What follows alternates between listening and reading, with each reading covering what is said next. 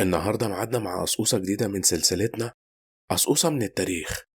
يلا بينا نشوف قصقوصة النهاردة. يلا على بركة الله نبدأ.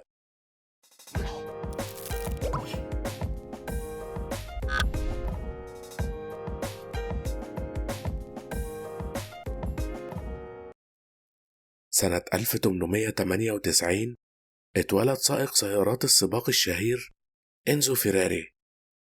إنزو فيراري هو مؤسس شركة صناعة السيارات العملاقة والشهيرة فيراري.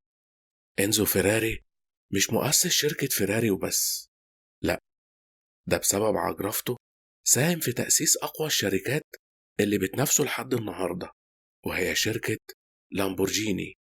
في البداية كان فريوتشيو لامبورجيني صاحب شركة لامبورجيني هو مجرد مزارع بسيط، وكانت هواياته هي صناعة الجرارات الزراعية من مخلفات الدبابات التالفة.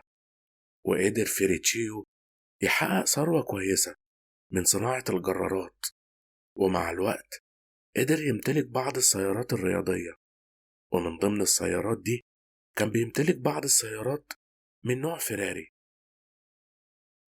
وفي يوم لاحظ فيروتشيو إن محركات فيراري بتعاني من مشكلة معينة، فطلب مقابلة إنزو فيراري، وبالفعل قدر يقابله. وكانت المقابلة دي مقابلة مصيرية وفارقة في حياة الراجلين.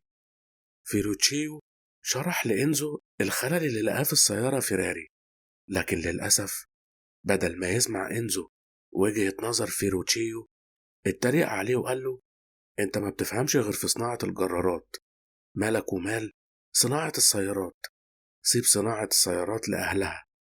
ووقتها حس لامبورجيني بالإهانة، وقرر إنه ينافس فيراري.